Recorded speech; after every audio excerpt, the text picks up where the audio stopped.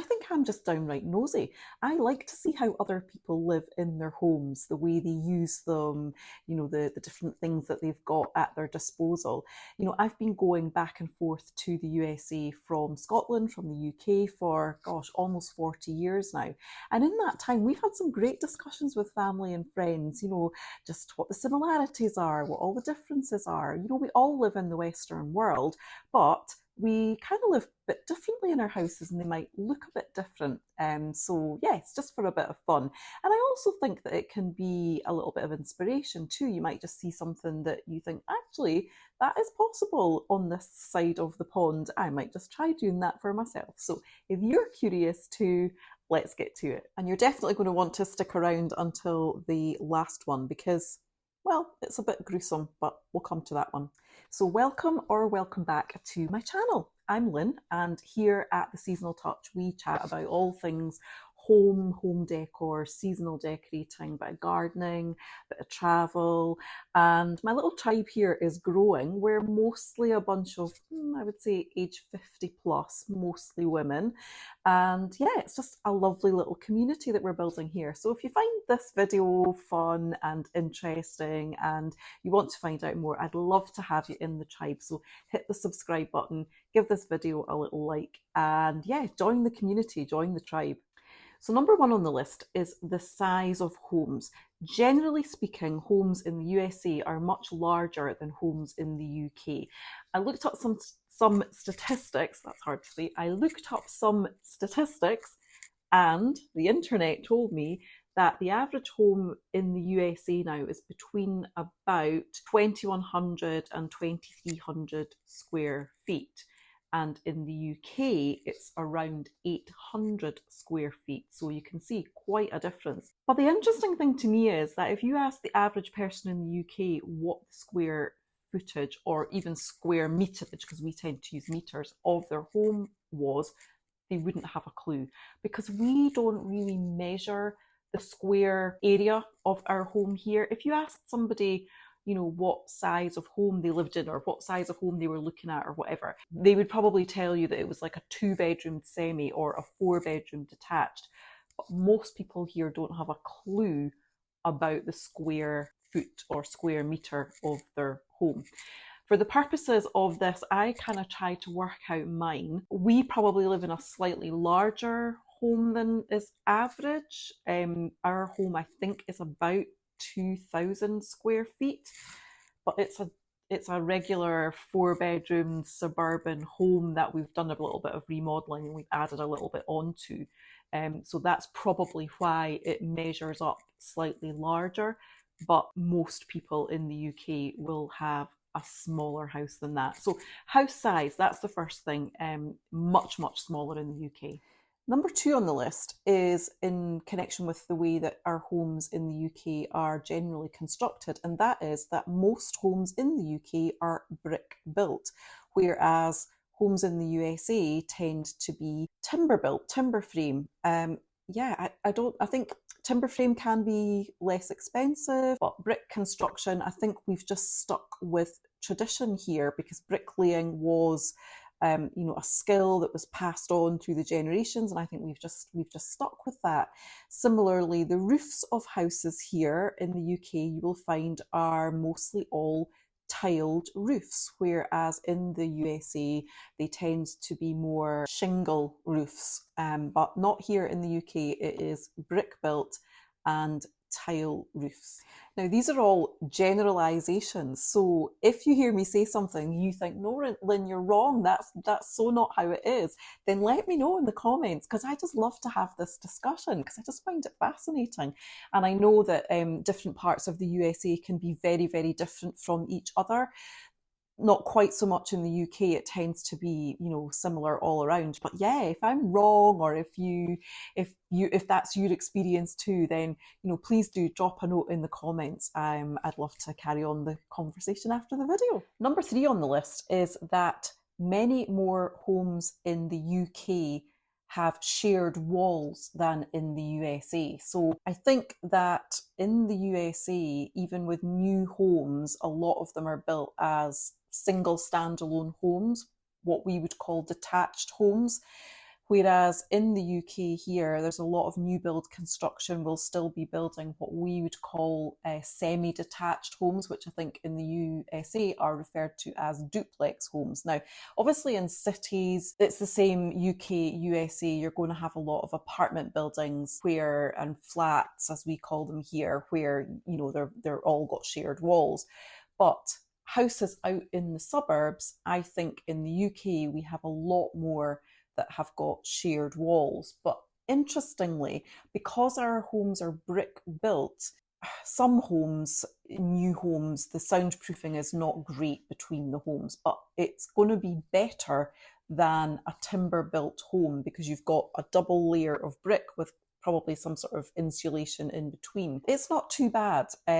Whereas I think in the USA, because of the way the homes are built, then maybe with shared walls, it's a bit more problematic for sound.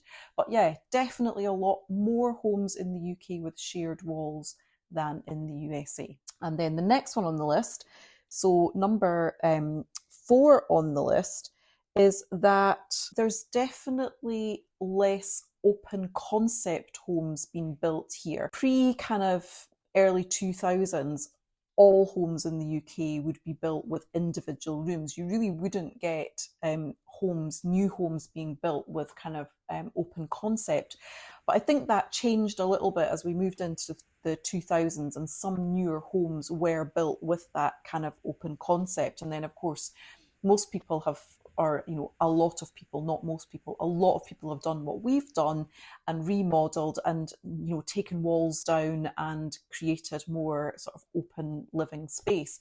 But that is definitely still in the minority here. And remember that in the UK we've got a lot of homes that are hundreds of years old, big old Victorian homes and things like that. And you don't tend to take the walls down, in those homes. And maybe they'll build onto the back of them and have something that's a bit more on sort of open concept, but the original part of the home is much less likely to have walls knocked down between it. So I would say we are moving, modern building and remodeling, we're moving more into that open concept idea, but it's definitely not the majority of homes in the UK, whereas I think you'll find it a lot more in the USA. Number 5 on the list is that in the UK, generally speaking, we do not have basements, whereas in the USA, I know that not in all states, but in a lot of states, basements are standard. I've probably travelled most to the Midwest, and I know there that family and friends have big basements, which is amazing. We just do not have basements in the UK.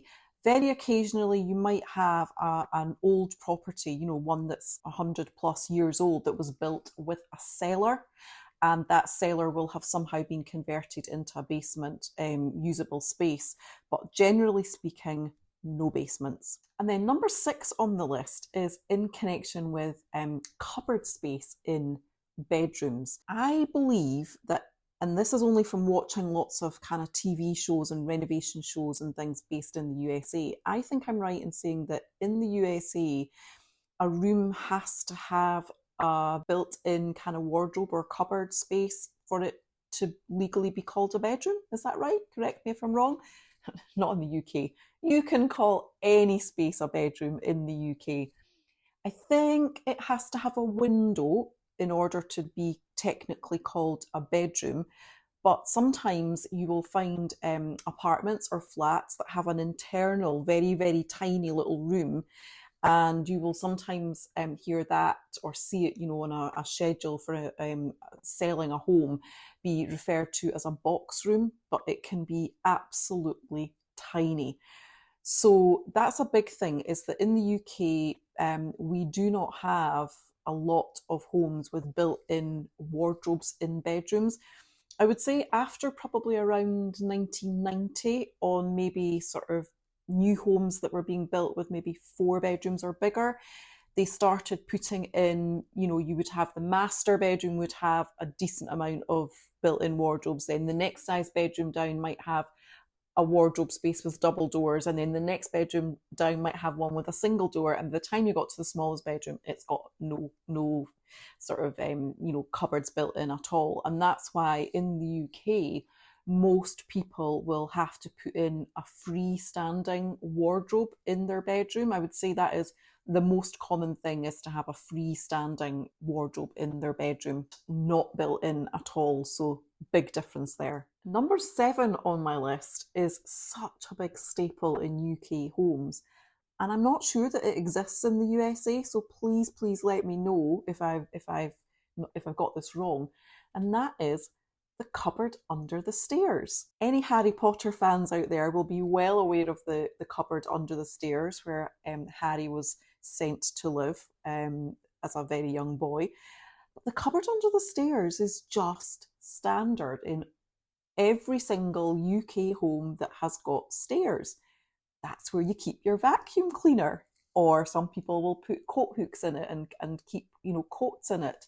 Some people will maybe take the door off and create shelving or something like that, and make it a bit more stylish, a bit more aesthetic. But for most homes, it will just be a door, a cupboard that you open, and it is just storage. I think because a lot of UK homes don't have a lot of storage elsewhere, and that is the one place in the home that seems the most obvious for storage. But yeah, cupboard under the stairs. Is it such a thing in the USA? And then number 8 on the list is, I remember the first time going to the US and finding this and being quite shocked. And that is a power outlet in the bathroom. There are no power outlets in UK bathrooms. And I understand that it's because our voltage is much higher. So I think it's 120 volts in the USA and we're 240 volts.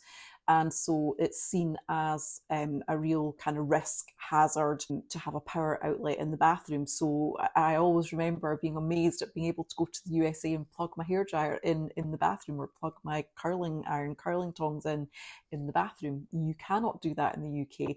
You will get a shaver, 2-prong shaver socket, because the voltage is lower, but no, you don't get a socket at all in the bathroom. And in the UK, your light socket, so to switch light switch to switch the light on in the bathroom, is going to be on the outside of the bathroom. It's never on the inside, again just because of the risk of touching it with wet hands or something like that. But yeah, very safety conscious in the UK, but no power outlet in the bathroom. Number 9 on the list, no air conditioning in British homes. We just don't really have the need for it. I understand that air conditioning is pretty standard in most USA homes. Again, correct me if I'm wrong, but the weather here in the UK just means that we just don't need it. It might get really hot for a couple of years. That would be nice. No, I meant to say it might get hot for a couple of weeks in the year, but most people will just buy a fan and suck it up. It can get warm in the south of England. They can sometimes get, quite hot temperatures, but again, that's only for like a few weeks of the year. And so it's just not cost effective to fit air conditioning and run it. A lot of buildings, public buildings, that sort of thing will have it, but not in the home. It definitely is not standard. Number 10 on the list is to do with the way that we heat our homes. So here in the UK, we tend to have gas central heating. So you'll have a boiler that will heat the hot water, and the hot water will get piped throughout your house, and you'll have radiators in every room, and that is how you heat your home.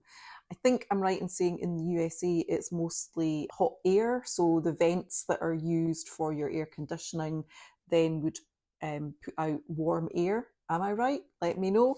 But certainly here in the UK, having radiators in all your homes is by far the way that most people heat their home. And then number 11 on the list is to do with the number of bathrooms in your home. Here in the UK, the majority of homes will have one family bathroom that everybody shares, and that's it. As you move up the size of your home, so I would say in, say, a 2-bedroomed home or smaller, then one family bathroom would be the norm. Maybe in a 3-bedroomed home, 4-bedroomed home, what you tend to find is that you'll have a family bathroom and then you'll have a smaller cloakroom, as it's called in the UK.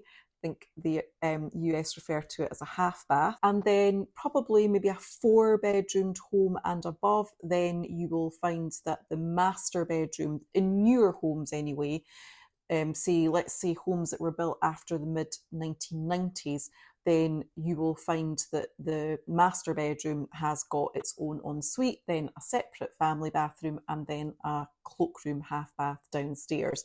And then as you get up, if you have a bigger home, you might have more than one bedroom with an ensuite bathroom.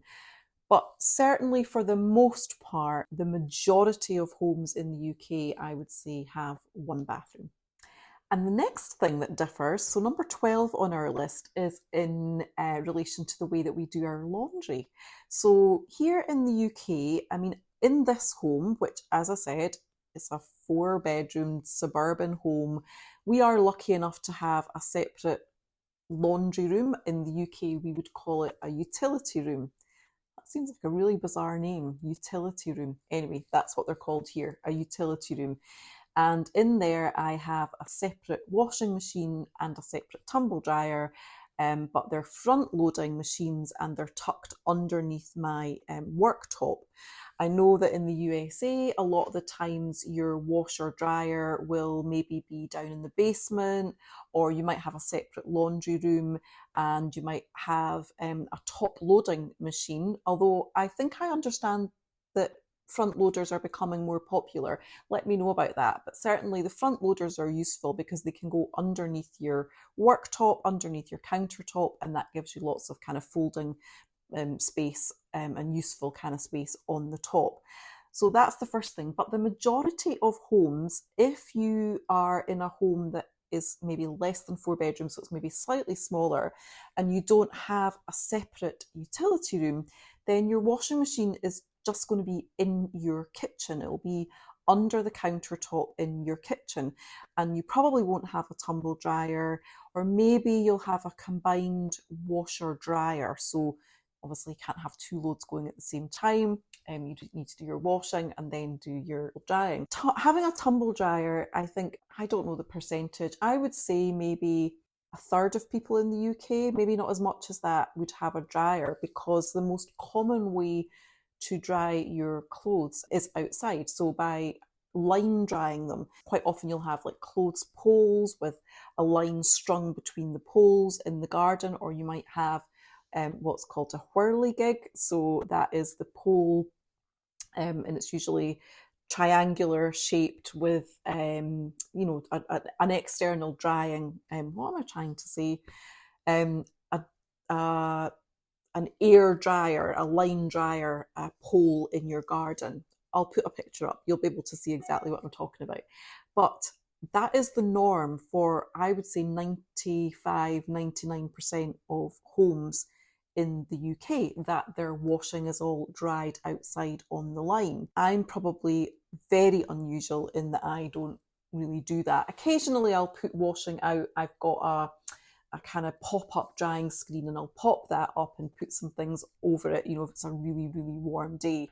But yeah, for the majority of people, they spend their time running in and out, dodging the rain showers, or, just trying to get their washing dry outside. But drying your clothes outside is a big, big thing in the UK.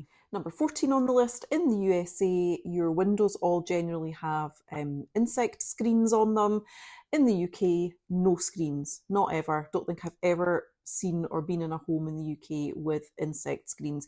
I think it would be great because I would like to keep the flies out. No, we just don't have that here. And I think it's because we don't have mosquitoes really here. And we've got the little midges that bite, they just don't come into your home. They just stay on the outside. So no window screens, no window screens in the UK. And then number 15 is that in the UK, all homes will have a letterbox. So you'll most commonly find a slot on your front door. That's how you get your mail delivered. Unlike in the USA, where you've got a mailbox out at the front of your home, in the UK, you've got a slot in your door, or you've got a little box to the side of your door, which is what we've got. That was just because of the type of front door that we've got, the construction of the door. It didn't come with a letter slot, and we didn't want to damage the door by putting one in, so we put a little box to the side. Sometimes it can depend as well on the aspect of your home. If it gets very, very windy in the winter, which ours does, and you're by putting a slot in your door, you're kind of creating another way for a draft risk. Even though it's sealed on the back, it can sometimes get drafty. We opted not to do that, and we've got a little mailbox to the side of the door. But we don't have a mailbox out in the front. And I think I'm right in saying that in the USA, you can have mail collected from there. Is that right? Is that what you put your flag up and the postal service comes and collects the mail? Not here in the UK. In the UK, you'll go and post your letters in a post box, or go to the post office if it's too big to go in the post box. But yeah, front doors, letterbox, that's standard. And that brings me to number 16 on the list, and that is the electric kettle, a staple in every single British home, and yet in the USA, it just doesn't really seem to exist. Correct me if I'm wrong, but I think it was the first thing that I noticed way back when I started visiting the USA, that homes just didn't have kettles. And then I slowly began to understand that our culture of drinking hot drinks is very, very different, and that's maybe why homes in the USA just didn't have kettles.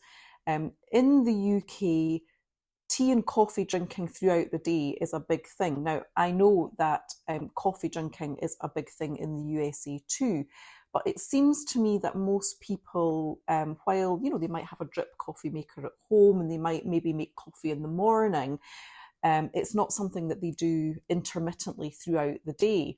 Whereas in the UK, drinking a mug of tea or coffee just punctuates your day continually. The kettle is always on. It's the first thing that we do when we come back from somewhere, or you come back from a trip, or you've been on a day out, is put the kettle on.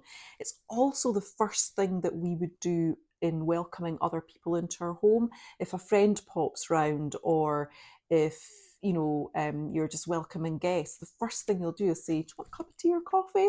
That is just standard. Now, that's not to say that I haven't been made feel the most welcome in homes in the USA, and I'll be offered a drink or a glass of wine or soft drink or whatever.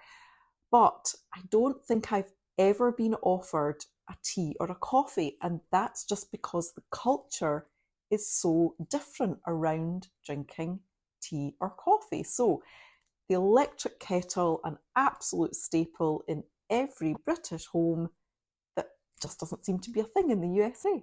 Number 17 on the list is in connection with our fridges. These seem to differ hugely between UK homes and USA homes. Now, in the UK, our fridges, I would say, are generally smaller. However, we've definitely been heavily influenced in the UK by the USA culture, and when you're buying a new fridge, you will quite often see them advertised as American style fridges. And yes, a lot of people are definitely going for those much bigger fridges with the water dispenser or the ice dispenser, etc. on the outside. But I would say that is still not the norm in UK homes. What is a lot more usual in a standard UK home would be to have your fridge integrated into your run of kitchen cabinets. So when you look at the run of cabinets, you wouldn't necessarily know which one was the fridge. You'd have to open the door because the doors are all matching, and then you will open what looks like a cupboard and find that your fridge is the fridge is in there behind it. So yeah, just the difference in the fridges. I think some people still probably have a slightly smaller fridge. You can still get a counter height fridge that just tucks under your countertop, underneath your worktop. Ideal if there's only kind of two of you.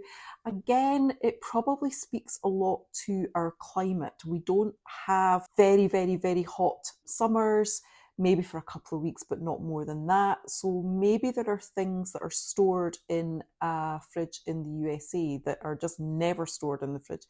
I think family in the USA, for me, store things like sometimes store bread in the fridge, or they might store all their condiments in the fridge. We're probably half and half here. I don't store my condiments in the fridge. A lot of people do store their condiments in the fridge. So we probably don't need as big a fridge as you would need if you were in a much hotter climate. But yeah, fridges, they can just be very different between the UK and the USA. So number 18 on the list, garbage disposals. It seems to me that most homes in the USA have a garbage disposal unit in their sink, and pretty much no one in the UK has a garbage disposal. Maybe the odd person, but it is absolutely not common. What is common is in that most UK cities, people will bag up their food waste, they'll keep it, and then it goes out and there's a curbside collection once a week, and then it's taken away and recycled. We don't put our food waste into landfill. We don't flush it down our sink so that it, will go into the kind of waste disposal pipes. We bag it, the city collects it, and they do something with it, and it gets recycled. And then number 19 on our differences is in connection with our gardens, and that is that in the UK, we don't mulch. Now, by that, I mean that my understanding again in the USA is that a lot of times that you will put down what's known as mulch, or to me it looks like bark chippings or that type of thing in your borders around your plants to suppress the weeds and also just to kind of make it look more attractive. And certainly in kind of suburban neighborhoods that I've been in, that seems to be, quite a big thing. I'd love to know if that is the case all over the USA, or if it's just in certain states, or maybe, at certain neighborhoods. But I had never seen it. We can buy bark chips here in the UK, and occasionally, very, very occasionally, they might be put down to suppress weeds in certain areas, but it would never just be a standard thing that you would do every year the way that it seems to me that it is done in the USA. So yeah, we just don't do that. It just isn't a thing here. It isn't a service. You can't kind of call up a gardener and get them to come and do it for you. It just doesn't seem to be a thing. So yeah, no mulching in gardens in the UK. And so now we come to number 20, the gruesome one. I read this somewhere and it just fascinated me. And so I'm going to ask you all if it is in fact true. And that is that in the USA, it is said that if someone has died or passed away in your home, you need to declare it if you are selling your home. Now, this might just be a thing where in some states this is the case, but not in others. But in the UK, it is definitely not a thing. And what I also read as part of that was that it was something that would be important for Americans to know when they were buying a home if somebody had actually died or passed away in the home. Whereas in the UK, that is just not even a thing. Nobody would think of asking. And I think that's because a lot of the homes in the UK are so old. We've got homes here that are hundreds of years old.